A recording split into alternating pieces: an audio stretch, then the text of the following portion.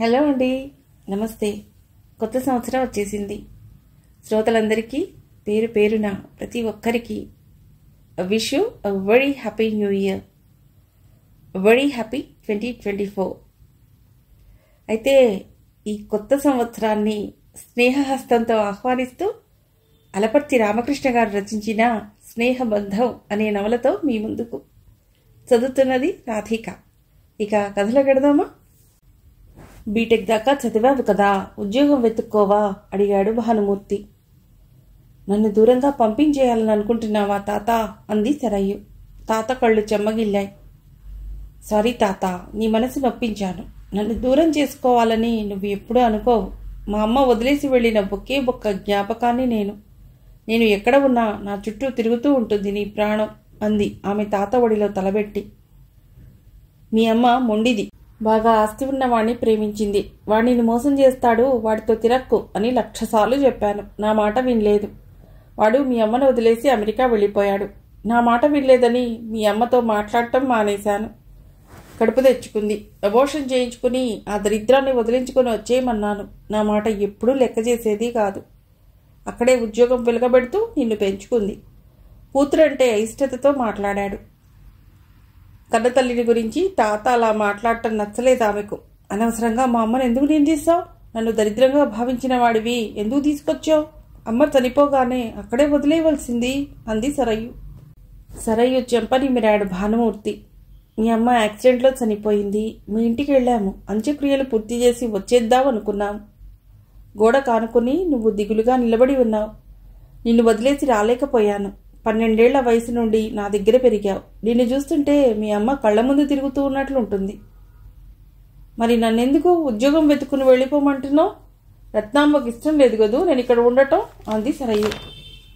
రత్నాంబ కాదు, అమ్మమ్మ అని పిలవమన్నాను కదా. అమ్మమ్మ ఎలా అవుతుంది? అమ్మమ్మ చనిపోయాక ఆమెను 2వ పెళ్లి చేసుకున్నావు. వయసులో పెద్దవాడివైనా నీకు వచ్చే పెన్షన్తో బతికేయవచ్చు. ఉండటానికి ఇల్లు ఉంది అనుకుని ఆమె నిన్ను పెళ్లి చేసుకుంది. ఇల్లు నా పేరు ఎక్కడ రాసిస్తావోనని ఆమె భయం. అందుకే నన్ను దూరంగా తరిమేయాలని ఆమె ప్రయత్నం. నాకు మీ ఇల్లు అవసరం లేదు. ఎక్కడో ఒక చోట ఉద్యోగం వెతుకుని వెళ్ళిపోవాలనే నా ఆలోచన కూడా అంది సరయ్యు. మీ ఇద్దరికీ నిమిషం పడదు. నేనొక మాట అంటే నా మనసుకు గాయం అవుతుంది అన్నాడు భానుమూర్తి. వెనక గదిలో నుండి హాల్లోకి దూసుకొచ్చింది రత్నాంబ. మీ అంత అందగాడు లేడని మీ వెంటబడి పెళ్లి చేసుకున్నానా? పెళ్లికి ముందు మీరేమన్నారు? యాక్సిడెంట్లో ఒక్కగానొక్క కూతురు చనిపోయింది. మనుమరాలినింటికి తీసుకొచ్చాను. పాపకు జడేయటానికి కూడా ఇంట్లో ఆడదిక్కులేదు. నన్ను పెళ్లి చేసుకో అని 50 ఏళ్ల వయసులో మీరు ప్రాధేయపడితేనే కదా నేను మీ చేత తాళి కట్టించుకుని ఇంట్లో అడుగుపెట్టింది. 10 ఏళ్ల వయసులో ఇంట్లో అన్ని పనులు చేసేది. ఇప్పుడు బాగా చదువుకోగానే టెక్కు పెరిగింది. నా మీద పెత్తనం చెలాయిస్తుంది. ఇంట్లో అదన్నా ఉండాలి, లేదా నేనన్నా ఉండాలి. ఏదో ఒకటి తేల్చేయండి. గుండెల మీద నిప్పుల కుంపటిని నేను మోయలేను అంటూ పెద్దగా అరుస్తూ సోఫాలో భానుమూర్తి పక్కన కూర్చుంది, సరయ్య వైపు కోపంగా చూస్తూ. 2వ భార్యగా రత్నాంబ ఇంట్లో అడుగుపెట్టిన సంవత్సరం తిరక్కముందే తనను ఇంట్లో పని మనిషిగా మార్చేసింది. కుదురుగా కూర్చొనిచ్చేది కాదు, చదువుకోనిచ్చేది కాదు. చేతిలో పుస్తకం లాగిపడేసి చీపురుంచేది.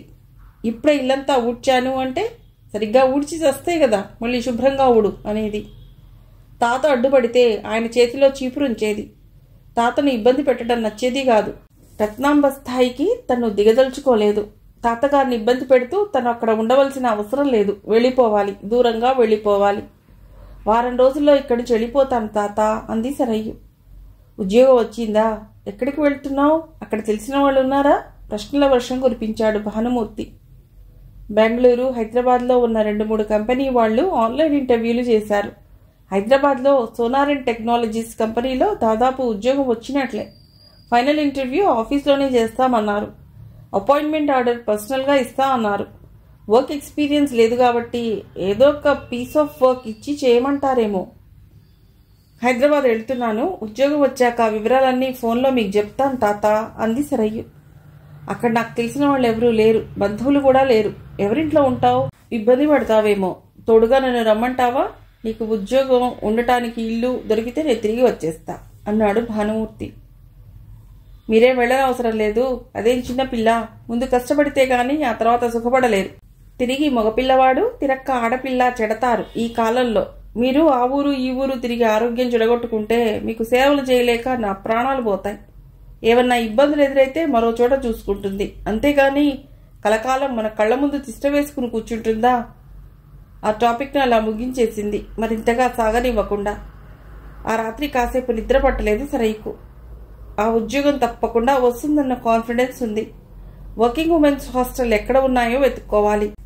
హైటెక్ సిటీకి దగ్గరలో తను ఉండటానికి వసతి దొరికితే సౌలభ్యంగా ఉంటుంది. ఆఫీస్లో పనిచేసే వాళ్ళని రిక్వెస్ట్ చేస్తే కొన్ని రోజులు వాళ్ళుండే ఇంట్లోనే ఉండమని చెప్పొచ్చు. అది కుదరకపోతే కొన్నాళ్లు హోటల్లో ఉంటుంది.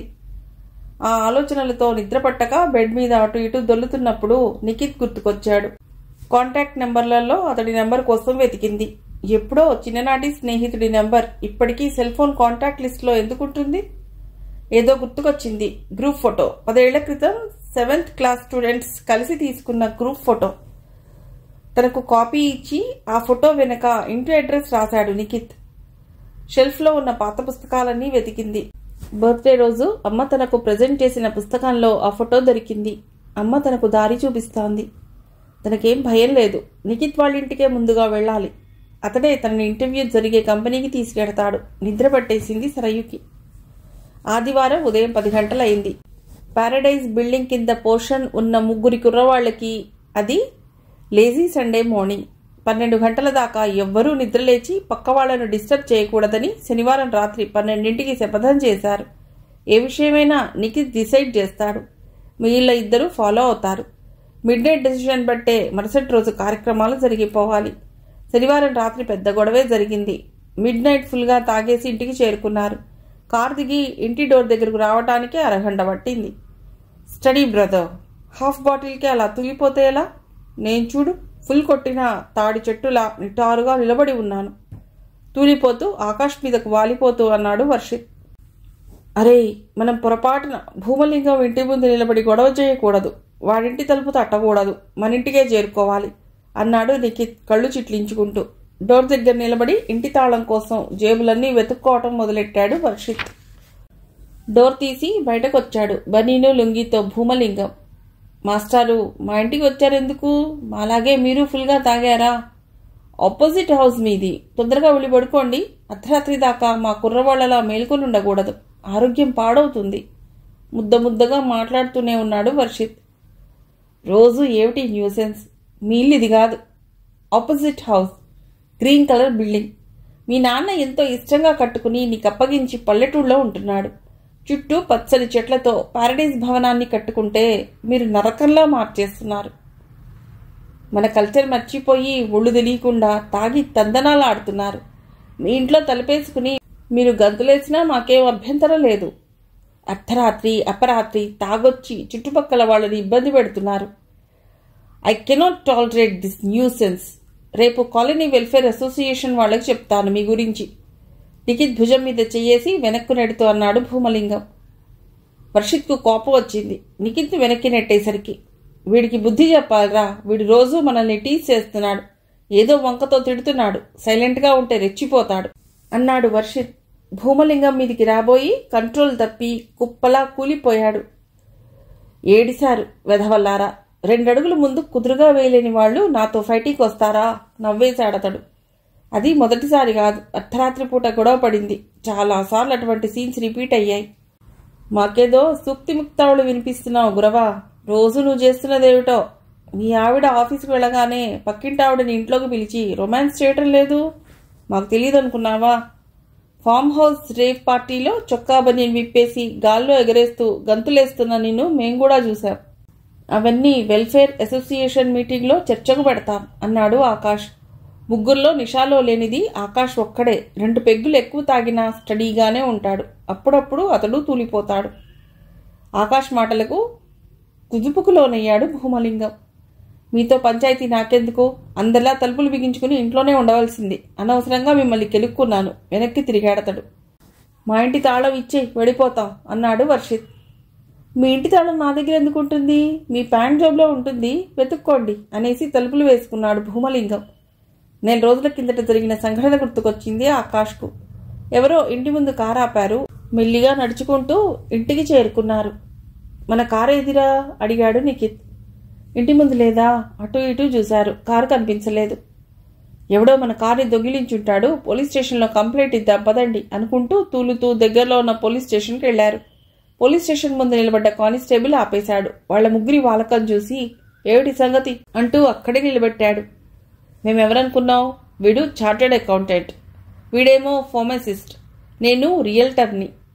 నీ ఇల్లు అమ్ముకునేటప్పుడు నాకు చెప్పు, నేను హెల్ప్ చేస్తాను అన్నాడు నిఖిత్. నేను ఇల్లు అమ్ముకోవడం ఏమిటి, ఆ అవసరం నాకు లేదు, కానీ మీరేం పని మీద వచ్చారో చెప్పండి అన్నాడు కానిస్టేబుల్. మా కారు పోయింది, మా కారు మాకు కావాలి అంతే అన్నాడు వర్షిత్. మీ కారు ఎక్కడ పార్క్ చేశారో వెతికి మీ కారు తీసుకుని మీ ఇంటి ముందు పెట్టడం నా డ్యూటీ కాదు. కంప్లైంట్ రాసి ఇవ్వండి, ఆ కారు దొంగ ఎవరో ఎంక్వైరీ చేస్తాం. కారు దొరికితే, దొంగ కూడా దొరికితే కోర్టు ముందు పెడతాం. విచారణ పూర్తయ్యాక మీ కారు మీకు దక్కుతుంది అన్నాడతడు. కారు దొరికే వరకు మేము నడుచుకుంటూ తిరగాల రోడ్డు మీద? మా సర్కిల్ ఇన్స్పెక్టర్ గారి కారు మీకు ఇచ్చేస్తాం, హాయిగా మందు కొడుతూ ఆ కారులో తిరగండి. బ్రీత్ ఎనలైజర్ పట్టుకొచ్చి మిమ్మల్ని లోపల వేసే వరకు మీరు ఇలాగే మాట్లాడుతూ ఉంటారు సీరియస్గా అన్నాడు కానిస్టేబుల్. 4-5 ఇళ్లు అవతల రోడ్డు మీద కారు కనిపించింది ఆకాష్కు. అదిగో మన కారు అక్కడ ఉంది. పోలీసులకు భయపడి కారు వదిలేసి వెళ్ళి ఉంటాడు దొంగ వెధవ అన్నాడు అతడు. ముగ్గురే 3 మస్కటీర్స్ అన్నాడు పోలీస్ కానిస్టేబుల్. అతడు మనల్ని పొగిడాడా తిట్టాడా అడిగాడు నిఖిత్ అక్కడి నుంచి కారు వైపు నడుస్తూ. ఇంటి తాళం కోసం అందరి జేబులు వెతికాడు.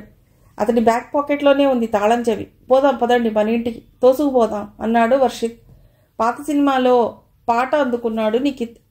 కుర్రాళ్ళు వెరెక్కి ఉన్నారు, కెళ్ళాలే లేనోళ్ళు, కవ్వించే సోగ్గాళ్ళు, హద్దులేని వాళ్ళు, ఆవేశం ఉన్నవాళ్ళు, వాళ్లేనో ఈ మోసగాళ్ళు, చెలిమికెప్పుడు జతగాళ్ళు.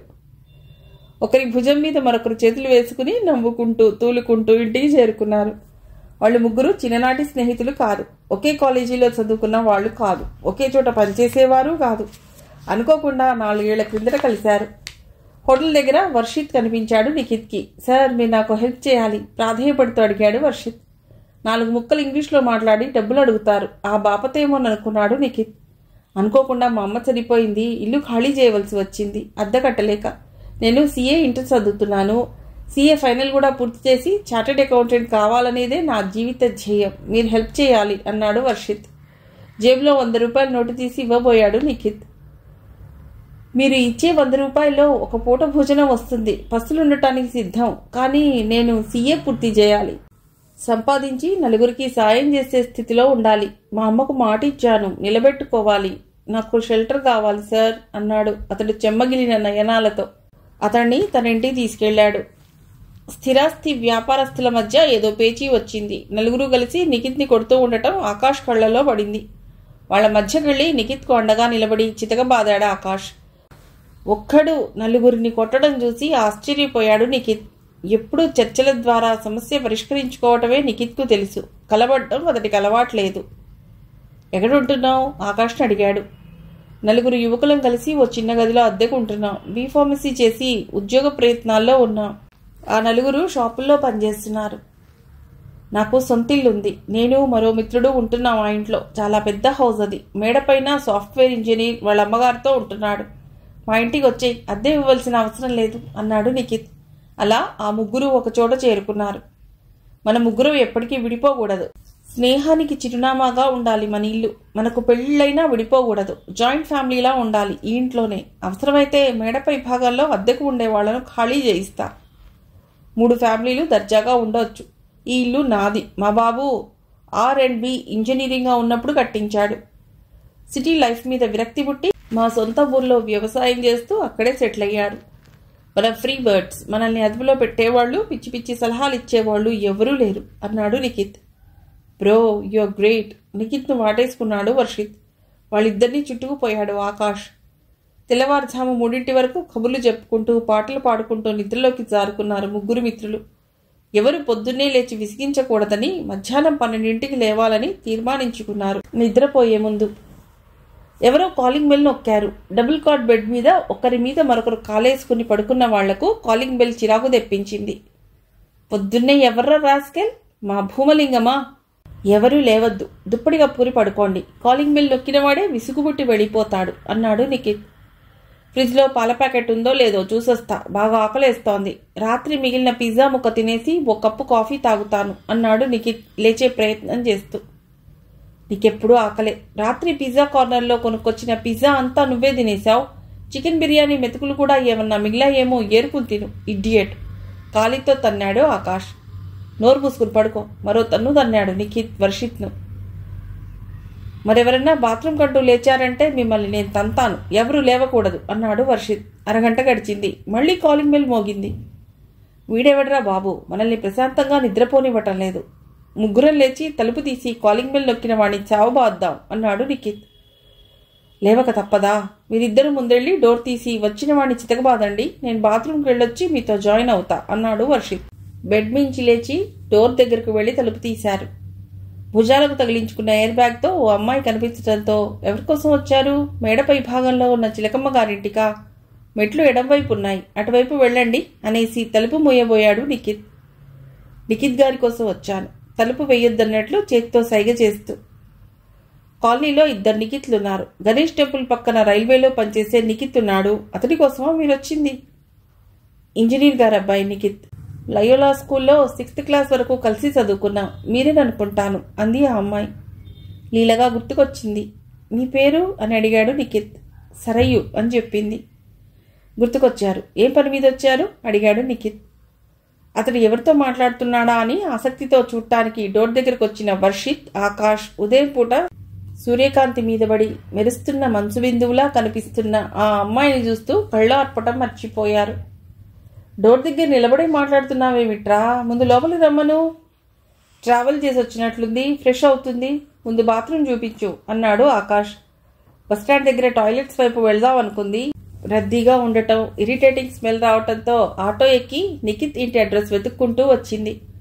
ప్రాక్టికల్గా ఆలోచించి మాట్లాడాడు. కళ్లతోనే ధన్యవాదాలు తెలిపింది ఆకాష్ వైపు చూస్తూ. రండి రండి, లోపలికి రండి అన్నాడు నిఖిత్. 3 బెడెడ్ పోర్షన్ అది. ఓ గది చూపించాడు. ఆ గదిలోకి వెళ్ళండి, అటాచ్డ్ బాత్రూమ్ ఉంది, ఫ్రెష్ అయి రండి అన్నాడతడు. థ్యాంక్స్ అంది సరయ్యు. చల్లటి పిల్లగాలులతో నదీ ప్రవాహం ఇంట్లోకి చొచ్చుకుని వచ్చినట్లు అనిపించింది ఆ ముగ్గురికి. ఏసీ ఆన్ చేశావా అడిగాడు వర్షిత్ నిఖిత్ను. జోక్లేయకు. ఆ అమ్మాయి ఏం పని మీద వచ్చిందో, ఎందుకు మన ఇల్లు వెతుక్కుంటూ వచ్చిందో కూడా తెలీదు. చిన్నప్పుడు అన్నా చెల్లెళ్ళలా అన్యోన్యంగా కలిసిమెలిసి తిరిగేవాళ్ళం. వాళ్ళింటికి వెడితే వాళ్ళమ్మ తినటానికి ఏదోటి పెట్టేది. చదువుకోవటం లేదని మా నాన్న నన్ను కొడితే వాళ్ళమ్మ వచ్చి సర్ది చెప్పేది. మా అమ్మ కూడా ఆమెను సొంత చెల్లెలుగా చూసుకునేది. చిన్నప్పటి సంగతులు గుర్తుకొచ్చి చెప్పుకుపోయాడు. నిఖిత్ మాటలు వింటూ ఒకరిని చూసి ఒకరు నవ్వుకున్నారు వర్షిత్, ఆకాష్.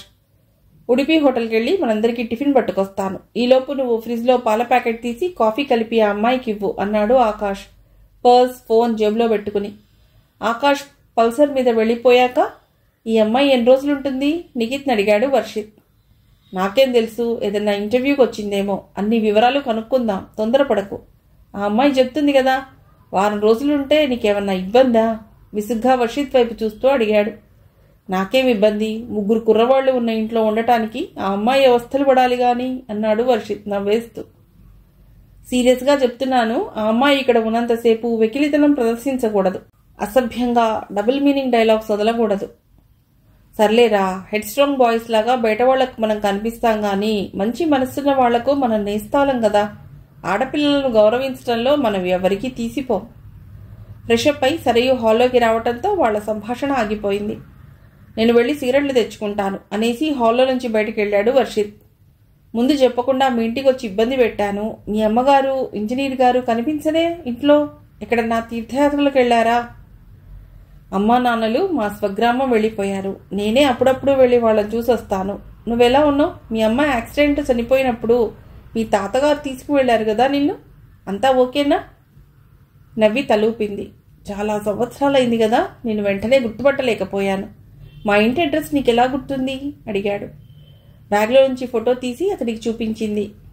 ఆ ఫోటో వెనక ఇంటి అడ్రస్ ఉంది. కొంచెం ఇబ్బంది పడ్డాను మీ ఇంటికి చేరుకోవటానికి అంది ఆమె టవల్తో మొహం తుడుచుకుంటూ. చిన్నప్పటి సంగతులు నాకు ఇంకా బాగా గుర్తున్నాయి. లయోలా స్కూల్కు ఇద్దరం కలిసి వెళ్లేవాళ్ళం. నేనెవరన్నా ఏడిపిస్తే నాకు చెప్పేదానివి. నిన్ను అల్లరి పెట్టిన వాడిని చెవి మెలిపెట్టి మొట్టికాయలు వేసేవాడిని. మా ఇంట్లో ఏం వండినా చెల్లెలకు కూడా పెట్టు అనేది బాక్స్లో సర్దిస్తూ. ఆడపిల్లలంటే అమ్మకు ప్రాణం. ఆఫీస్ నుంచి ఇంటికి తిరిగి వచ్చేదాకా మీ ఇంట్లోనే నీకు తోడుగా ఉండేవాణ్ణి. నేను లెక్కల్లో పూర్. ఇద్దరం చదివేది ఒక్క తరగతి అయినా టీచర్లా లెక్కలు అర్థమయ్యేట్లు చెప్పేదానివి. నీకు గుర్తుందా? ఒకసారి నువ్వు ఎన్నిసార్లు చెప్పినా లెక్క తప్పు చేసేసరికి 10 సార్లు గుంజీళ్లు తీయించావు అన్నాడు అతడు నవ్వుతూ. అప్పటి సంగతులు నాకు ఒక్కటి గుర్తులేవు. నా పుట్టినరోజు అమ్మ చనిపోవటం ఒక్కటే మనసులో బలంగా ముద్ర వేసుకుపోయింది. మిగిలిన బాల్య స్మృతులన్నీ చెరిగిపోయాయి. బర్త్డే రోజు స్కూల్లో పిల్లలందరికీ పంచిపెట్టమని చాక్లెట్ బాక్స్ ఇచ్చింది. సాయంత్రం ఆఫీస్ నుంచి వచ్చేటప్పుడు మంచి గిఫ్ట్ కొనుక్కొస్తానని చెప్పింది. ఏం గిఫ్ట్ తీసుకొస్తుందా అని స్కూల్ నుండి వచ్చాక ఎదురు చూస్తూ కూర్చున్నాను. రాత్రి 8 అయినా రాలేదు. రోజుకు 6ంటికి ఇంటికి వచ్చేసే అమ్మ రాకపోవటంతో భయం వేసి మీ అమ్మగారికి చెప్పాను. ఏదో అర్జెంట్ పని ఉండి తొందరగా రాలేకపోయి ఉంటుంది, నీకు తోడుగా నిఖిత్ ఉంటాడు అనేసి నిన్ను పంపింది. రాత్రి 10 దాకా టీవీ చూస్తూ ఉండిపోయాం. నిద్ర ముంచుకు రావడంతో నేను దివాన్ మీద పడుకున్నాను. నువ్వు సోఫాలోనే పడుకున్నావు. ఇంట్లో ల్యాండ్ లైన్ ఉంది. అమ్మ దగ్గర నుండి ఫోన్ కూడా రాలేదు. రాత్రిపూట కాలింగ్ బెల్ అదే పనిగా ఎవరో నొక్కుతున్నారు. తలుపులు బాదిన శబ్దం కూడా వినిపించింది. అమ్మ వచ్చి ఉంటుంది అనుకుంటూ తలుపు దగ్గరికి వెళ్ళాను. మూవీకి వెళ్ళి బయట డిన్నర్ చేద్దామని చెప్పావు, నా బర్త్డే మూడ్ స్పాయిల్ చేశావు అని అమ్మతో అనాలని అనుకుంటూ తలుపు తీశాను. నువ్వు నిద్రలేచి నా వెనకే నిలబడ్డావు. ఎదురుగా పోలీసులు కనిపించారు. ఆఫీస్ నుంచి కారులో ఇంటికి వస్తుంటే యాక్సిడెంట్ జరిగింది. ఇసుకలో గుద్దేసిందిట. అంబులెన్స్లో నుండి తెల్లటి మూటను ఇంట్లోకి తీసుకొచ్చారు. తెల్లటి గుడ్డలు చుట్టేసిన అమ్మ డెడ్ బాడీని చూసి ఏడ్చేశాను. మొహం మాత్రమే కనిపించింది. మీ నాన్నగారే తాతగారిని పిలిపించారు. అంత్యక్రియలు అయ్యాక మా తాత నన్ను తీసుకెళ్లిపోయాడు చెప్పుకుపోయింది సరయ్య. అవును, ఆ సంఘటన నాకు కూడా గుర్తుంది. నుజ్జు అయిన కారులో గిఫ్ట్ ప్యాక్ కనిపించింది పోలీసులకు. అది తెచ్చి నీకు ఇచ్చారు. మీ అమ్మగారు ఆఫీస్ నుంచి వస్తూ నీకోసం బుక్ షాప్కు వెళ్ళి letters to his daughter Nehru రాసిన పుస్తకం కొన్నారు. గిఫ్ట్ ప్యాక్లో ఏముందా అని నేనే విప్పి చూశాను. ఆ పుస్తకం ఇప్పటికీ నీ దగ్గరుందా? తలూపింది సరయ్య. టిఫిన్ ప్యాకెట్స్ తీసుకొచ్చాడో ఆకాష్. ఆ అమ్మాయే ఆ ప్యాకెట్లలోని ఇడ్లీలు దోశలను ప్లేట్లలో సర్ది అందరికీ అందించింది. రాత్రి ఇంటికి తూలుకుంటూ వచ్చారు వాళ్ళు ముగ్గురు. మాకిది మామూలే. Very sorry, we are troubling you. Lot of inconvenience to you. Sorry అన్నాడు నిఖిత్ సోఫాలో కూర్చుంటూ. వాళ్ళు ముగ్గురు అదే సోఫాలో ఇరుక్కుని కూర్చోవటం, ఏదో తప్పు చేశావన్న ఫీలింగ్తో తలవాల్ చేసుకోవటం చూసి నవ్వుకుంది Sarayya. Are you shocked to see us drunken state? మేమింతే. పగలంతా కష్టపడి పనిచేస్తాం, సంపాదిస్తున్నాం, ఖర్చు పెట్టుకుంటాం. ఆకాష్ ఫార్మాస్యూటికల్స్ కంపెనీలో ఫార్మసిస్ట్. నేను చార్టెడ్ అకౌంటెంట్ని, సీఏ చదివాను. నిఖిత్ రియల్ ఎస్టేట్ బిజినెస్ చేస్తున్నాడు. సంపాదించింది దాచుకునే తత్వం కాదు మాది. పెళ్ళాం పిల్లల కోసం కూడబెట్టే ఆలోచన మాకెవ్వరికీ లేదు. If you want to stay in this house you have to accept our way of life అన్నాడు వర్షిత్ సరయ్య కేసి చూస్తూ. నిఖిత్కు కోపం వచ్చింది. వర్షిత్ మీద పడి కాలర్ పట్టుకుని లాగుతూ, నువ్వెవడివి? Don't talk rubbish. ఈ ఇల్లు నాది. ఇంట్లో ఎవరుండాలో ఎవరు బయటికి వెళ్లాలో చెప్పవలసింది నేను. I have to decide who should stay in this house అన్నాడు నిఖిత్ గొంతు పెంచి. అది కాదురా, మనం రఫ్ అండ్ టఫ్గా ఉంటాం. ఆ అమ్మాయి ఇబ్బంది పడుతుందేమోనని అలా మాట్లాడాను. నువ్వు నోరు మూసుకోరా అన్నాడు నిఖిత్. ఆ అమ్మాయి ఏం మాట్లాడకుండా నవ్వుతూ తన వైపు చూస్తూ ఉండటం వాళ్లకు ఆశ్చర్యం వేసింది. రోజు తాగితే ఆరోగ్యం పాడైపోతుంది, లివర్ పాడైపోయి సిరోసిస్ వస్తుంది. మరిలా తాగి తందనాలాడితే మీ తల్లిదండ్రులు ఎంత కుమిలిపోతున్నారో తెలుసా అంటూ ఆ అమ్మాయి లెక్చర్ దంచుతుందేమోని అనుకున్నారు. వాళ్ల వాలకం చూసి బెదిరిపోయి గదిలో దూరి తలుపు బిగించుకుంటుందేమోని అనుకున్నాడు వర్షిత్. తాగిన కుర్రవాళ్లు గోలగోలగా మాట్లాడుకుంటారు. పక్కన కూర్చున్న ఆడపిల్లలు బెదిరిపోతారు, దూరంగా జరిగిపోతారు.